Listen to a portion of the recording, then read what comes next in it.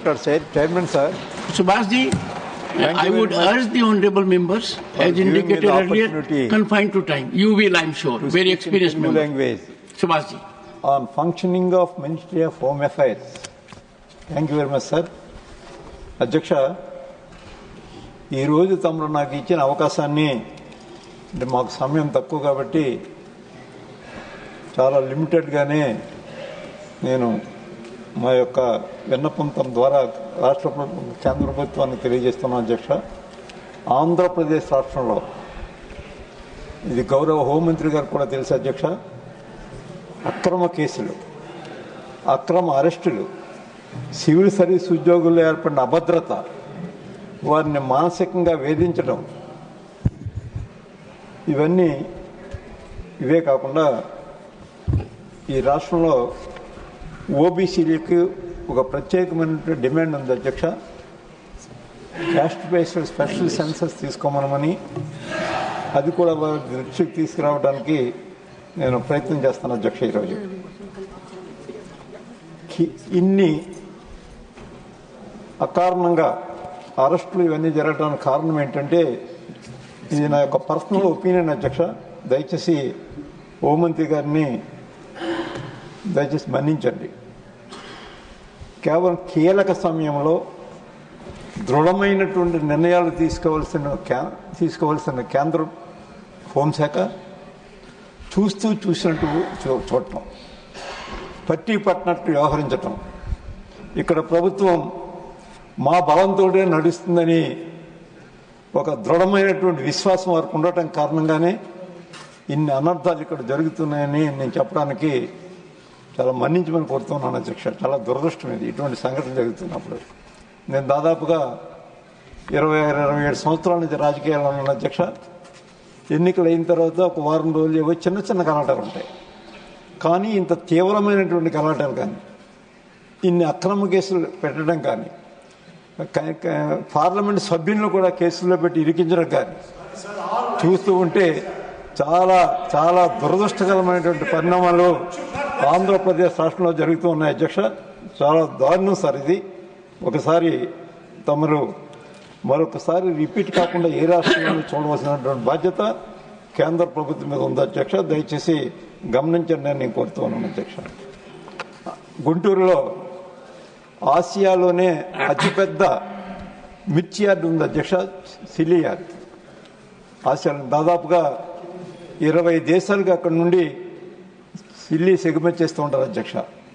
వారందరికీ support price, minimum support price రావట్లేదని చాలా తీవ్రమైనటువంటి మనోవేదనలో ఉన్న రైతుల్ని పరామర్శించడానికని మా పార్టీ అధ్యక్షులు, మా రాష్ట్ర మాజీ ముఖ్యమంత్రి గారు శ్రీ వైఎస్ జగన్మోహన్ రెడ్డి గారికి అక్కడికి వెళ్ళినప్పుడు ఆయనకి సెక్యూరిటీ విత్డ్రా చేశారు అధ్యక్ష.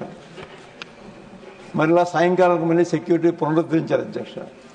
అంటే ఇటువంటి రాజకీయ క్రీడలు ఆడుకోవడానికి ఇదా సమయం. వరదల సమయంలో పరామర్శలకు వెళ్ళినా, లేకపోతే రైతుల్ని పరామర్శలకు వెళ్ళినా, మరి ఇటువంటి సమయంలో రాజకీయ క్రీడలను ఆడుకోవడానికి ప్రయత్నం చేయటం అంటే ఎంతవరకు సమంజసం అని నేను అడుగుతూ ఉన్నాను. నేను ఇది వాస్తవాలు అధ్యక్ష. నేను మాట్లాడుతుంటా వారు తెలియకుండా మాట్లాడద్దు. ఇది ఇంకా మనం ఒకసారి చూస్తున్నట్లయితే తిరుపతి శ్రీ వెంకటేశ్వర స్వామి మనందరికీ కూడా ప్రత్యక్ష దైవం అధ్యక్ష.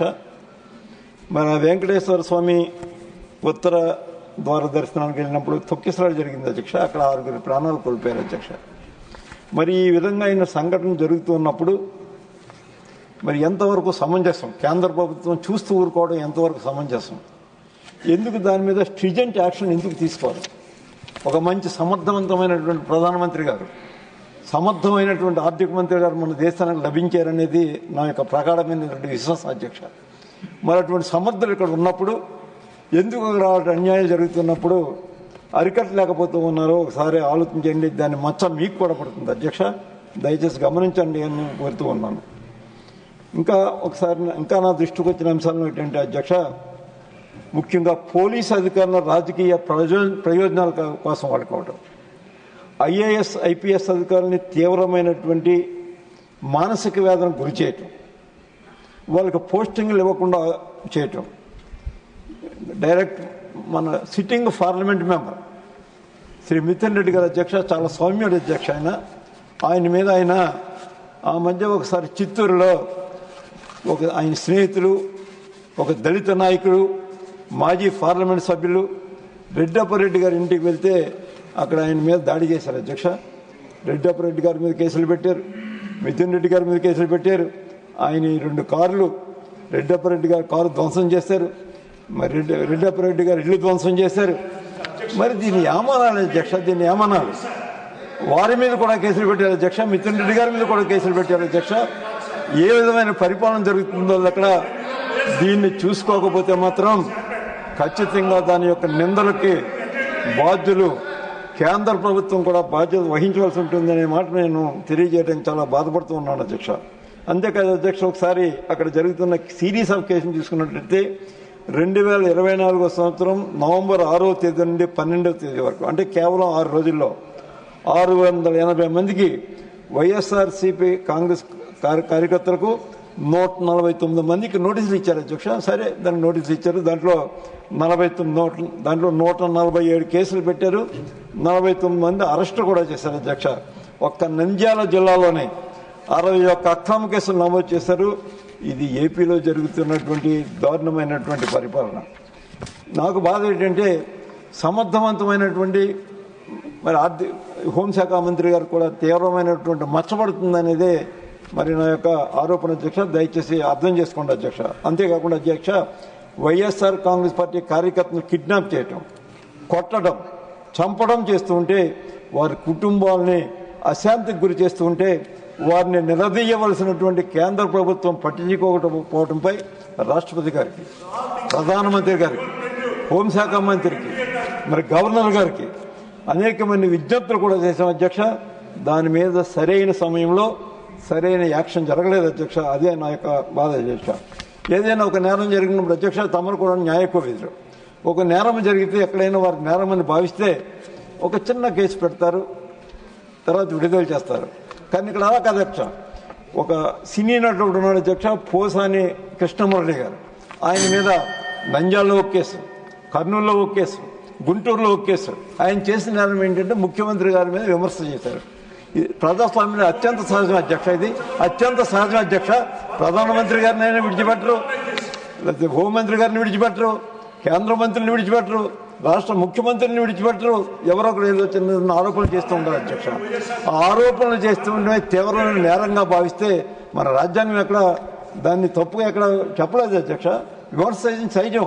ఆ విమర్శలో సద్విమర్శ ఉంటే దాన్ని ఖచ్చితంగా సరిదిద్దుకోవాల్సినటువంటి బాధ్యత మరి ఇక్కడ కేంద్ర ప్రభుత్వం మీద, సరిదిద్దవలసినటువంటి బాధ్యత కేంద్ర ప్రభుత్వం మీద ఉంది అధ్యక్ష.